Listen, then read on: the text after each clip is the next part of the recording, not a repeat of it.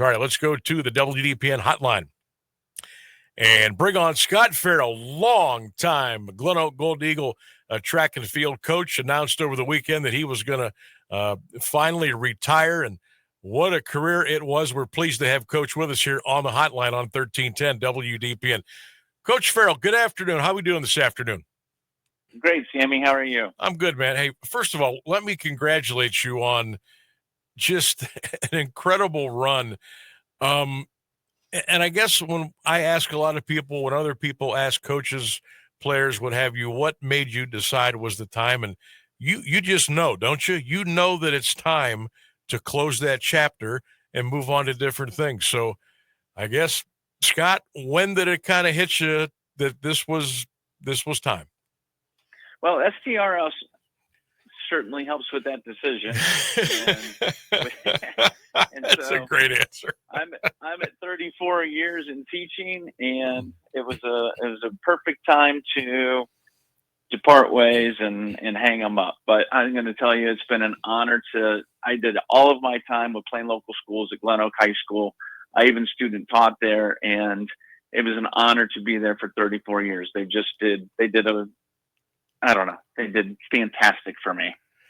So when you're taking your journey, and this, you mentioned it started, 34 years ago, but when you broke into it, how did you think it was going to go? I mean, nothing is ever smooth in life, but I mean, did you think that it would last as long as it did at such a great level? Man, that's a fantastic question. My dad was a superintendent for years, and he used to tell me high school coaches are the stupidest people on earth. They rely on the decisions of 16 and 17-year-olds to make their career, and it just happened to work out extremely well for me. It's a lot of fun, and I would also guess that most of the people you talk to also tell you how fun it is 95% of the time, right. And the relationships that you form make it all worthwhile. So let's go there first before we go to the actual track and field and the grinding and the practices and the meets and the preparation, the relationships, the camaraderie. I also hear that a lot from all coaches and players, no matter what the level is. That always seems to be the thing at the top of the meter. You can always savor those. You can hold them to your heart, but you'll really never be able to go back in time decades ago and have those conversations, so to speak. And I mean, what is that like to look back at the decades of just the camaraderie and the conversations and the relationships and all those times? Man, the stories you can tell and the memories when kids come back or grown-ups come back and come to a meet and hang out along the trackside with us, and we reminisce about what we did and how they did and what's going on now.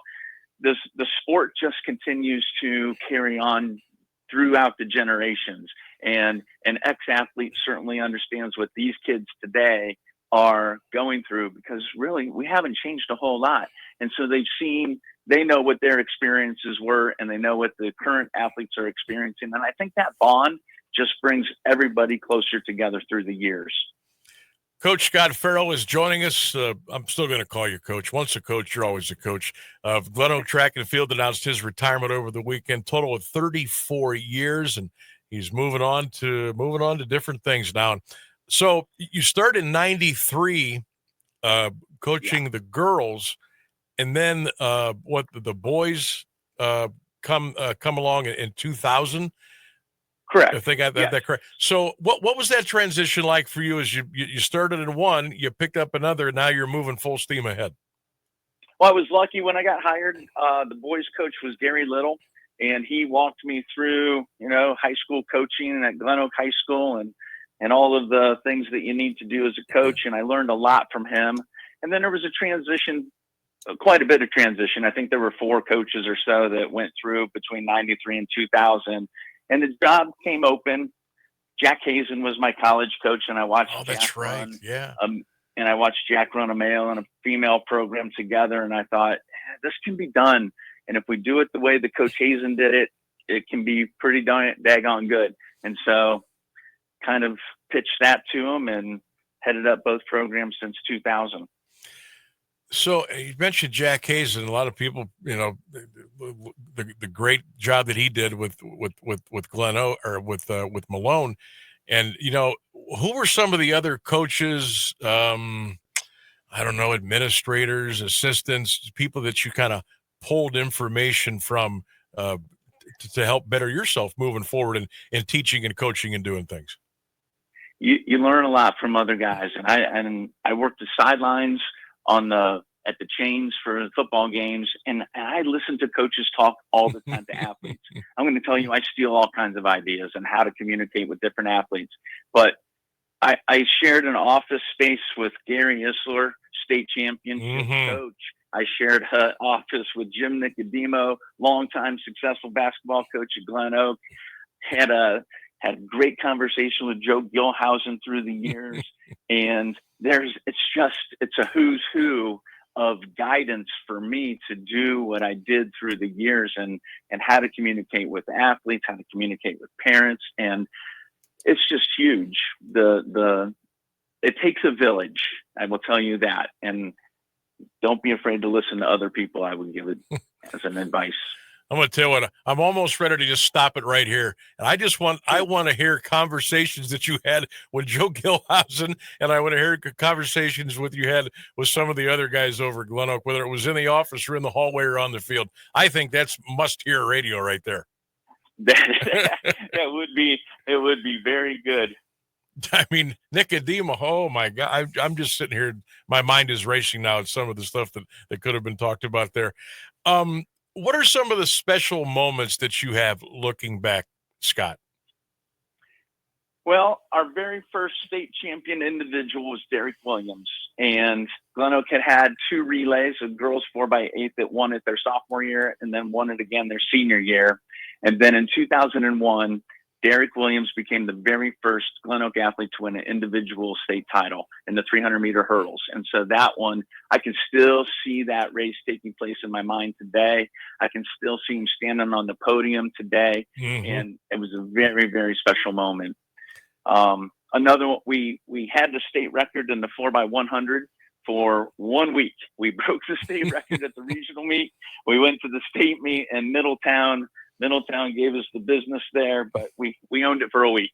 Oh, hey, whenever you can get it, man. That's all that matters. What are some of the crazy things that you have seen over your career? I guess as far as performances go, whether it was by somebody on one of your rosters or an opposing team, as far as track, a field event, just some images that you will never ever forget. I'll never forget Abby Steiner winning a state championship on a torn ACL. She's a current world-class runner. And in high school, she tore her ACL in soccer and didn't have the surgery done and went on to win a state championship on a torn ACL. Pretty impressive. Wow. That's unbelievable. Watched the Katzenmoyer guy throw the shot put over 70 feet when he was in high school. That was a pretty impressive performance. So there's been a ton. Watching the Glenville guys, watching us run against Glenville back in the heyday. Having Brian Hartline and Teddy Ginn Jr. line up next to each other. That was pretty special. Think about that start line. Brian Hartline, Ted Ginn Jr. next to each other in lanes. You need to write a book. Seriously, I'll do the forward. You need to write a book. You have some great stuff in there. Oh my! I'm just thinking about Andy Katzenmoyer. Of course, he was at Westerville South, right? When he was in high school. Yeah, I think, and he was doing. Of course, he went on to play Buckeye, linebacker for the Buckeyes, and was just a crazy guy on the field. But I'd forgotten that he was in track and field at Westerville South. Yeah, it's surprising how many football guys, you say a big name in football, more than likely they had a track and field career that went behind that as a foundation for themselves. That is amazing. So a lot of people probably want to know what's next for you now as you leave this part of your life behind. Well, I'm going to be retired for a little bit. You'll still see me on the sideline at the Glen Oak cross country meets or a Glen Oak track and field meet. I'll help be meet director and that kind of stuff for their home meets. And so I'm not going to be totally sidelined, but I'll be there in totally different capacity and not being the head coach.